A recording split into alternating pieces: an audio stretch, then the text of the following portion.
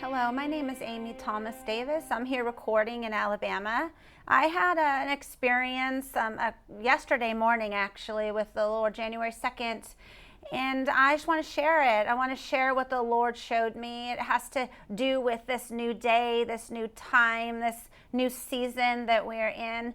Paul Keith and I have been sharing in the last several blogs for the last couple of months about how we have started a new day, not just because now it's 2020, but we feel that we're already well into this new day.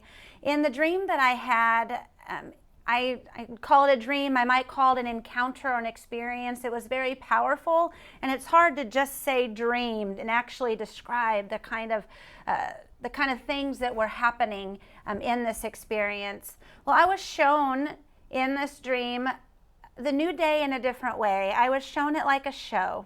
There had been a previous show, and we were about to have this big reveal of a second show. And the second show is this powerful show. It was like if you were to imagine a Broadway performance, and there were curtains, and there were people watching. And this show was this big, fantastic reveal. But there were some things that needed to be done, things that were being taken care of before the show would begin. But the show will soon begin. I was shown that the second show will soon begin. And there were people in this dream, and there was one man, and I know he was representing the many of the other people that were there with him, and there was some preparation that was needed before this show, and the Lord is doing it. This is something that the Lord is doing. You see, I saw in this dream that these people, they've been very tired. You know, we've spoken before about this, there's this new zeal and a new excitement coming, and I'm continuing with that because there is a zeal coming, there is an excitement coming, but it's not the kind of zeal that is human zeal. This goes far beyond that. This is a desire, a true desire to continue to do the things of the kingdom.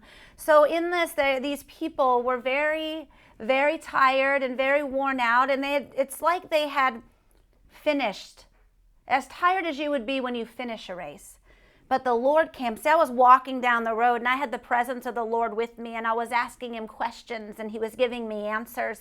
And I was asking questions that I didn't even know I wanted an answer to.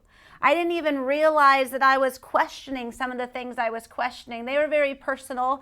I'm not going to get into those personal questions, but there were people there, people that were very tired, like they had finished a race. And the Lord began to tell me, and he began to show me what he's doing. And I saw him just, these people getting an infusion of hope. An infusion, like injections of, it was more than an injection because it covered their entire body, their entire being, and went deep into their soul. And it was just what they needed to have strength, not just to finish a race, but it was the kind of strength and excitement that you have when you begin a race. There was not a zeal, but an excitement for the things of the kingdom. And they could then go and do this show, this necessary show that was going to take place. I wrote down when I woke up, before I finished the dream, I wrote down some thoughts when I woke up. And I'm going to read these, and I'm going to explain. I wrote this down in my journal. There is coming an injection of hope and excitement, different than human zeal. It's not immature. This will not be an immature lifetime. In the previous show, ignorance had been a veil. This new day will reveal maturity, a display of splendor, awe, and reverence. So here we have these people getting in just what they needed to go and for the second show to go on. This most exciting show that we've ever seen. You see, these people were the storytellers. They were telling his story. And I'm telling you this, the Lord's very protective of his story, and he's very protective of his storytellers. And these people were there, and there was this, it wasn't a performance, but it was a show, it was a demonstration. It was a display of splendor. It was a demonstration of what awe and reverence for the Most High God looks like. It was a demonstration and display of the mature. Oh, it was such a beautiful thing. Before the show began, I could see from the distance looking in at the show, but also I was a part of the show. But I could see that there were curtains, and the curtains were opening this way, and the curtains were opening this way. And in the front of the curtains was this big word in big, bold, fat letters that said ignorance. And as the curtains opened and the curtains moved away, and then the mature came. And that's where I felt when I wrote down in this, there's coming an injection of hope and excitement different than human zeal. It's not immature. This will not be an immature lifetime. In the previous show, ignorance had been a veil. See, the curtain written with ignorance, it had in the past been a veil. But this new day will reveal maturity, a display of splendor, awe, and reverence. But there's many people that are so tired and they're just so worn out that it's hard at the thought of another lifetime.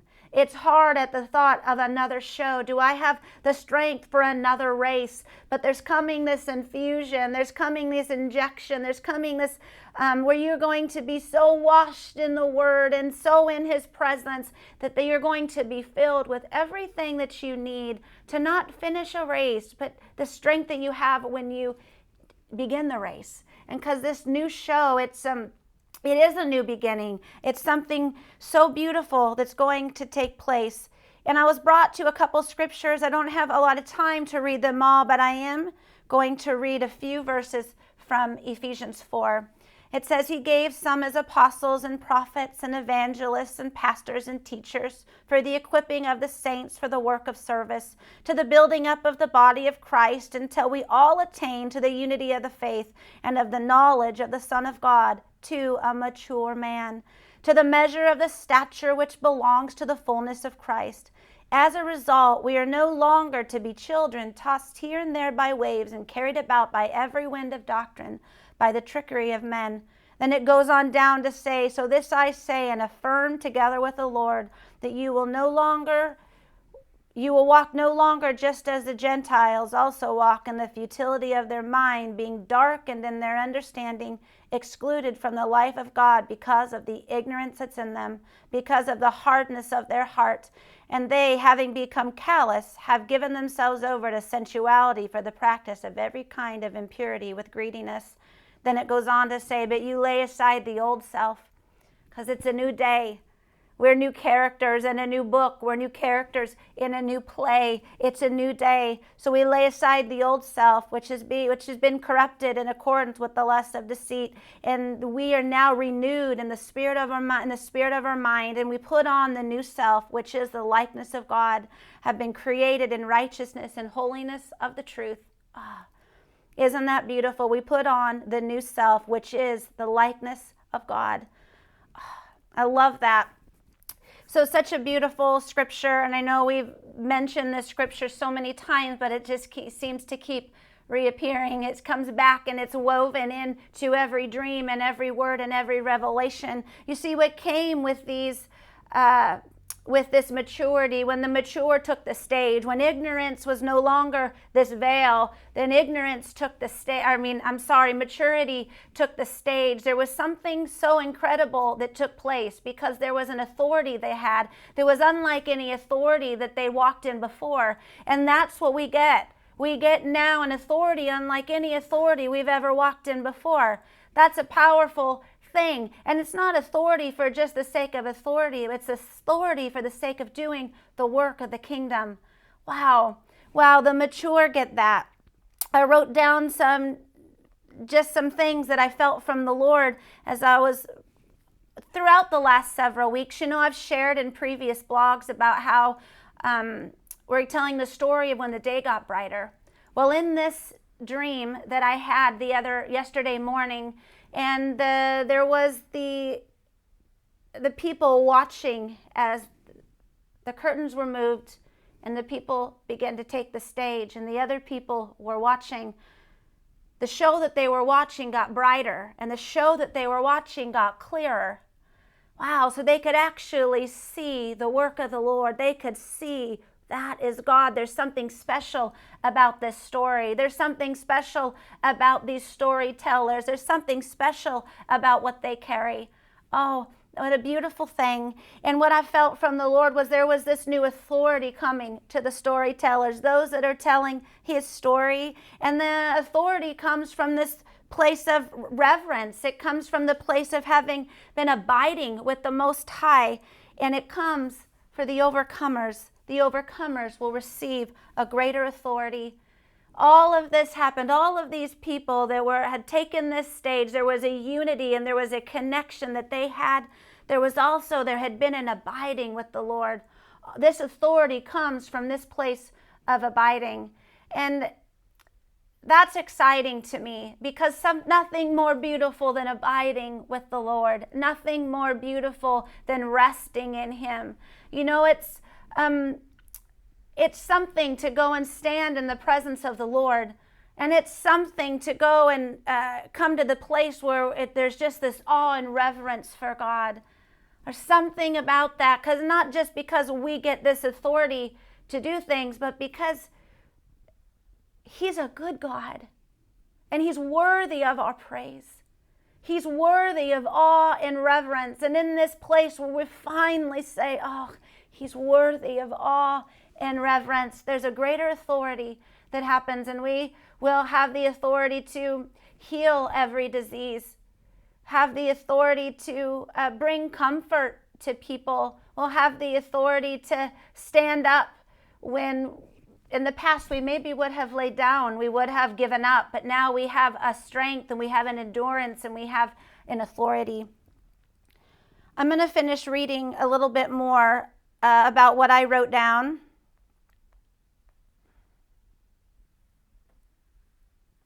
I'm going to read on. In my notes, when I woke up from this experience, I wrote this down. The boundaries of their habitation are not just geographical locations, but an expansion of authority in the Spirit, given more space, room, which we call time, to tell his story, more room to demonstrate his wisdom, inspiring awe and reverence.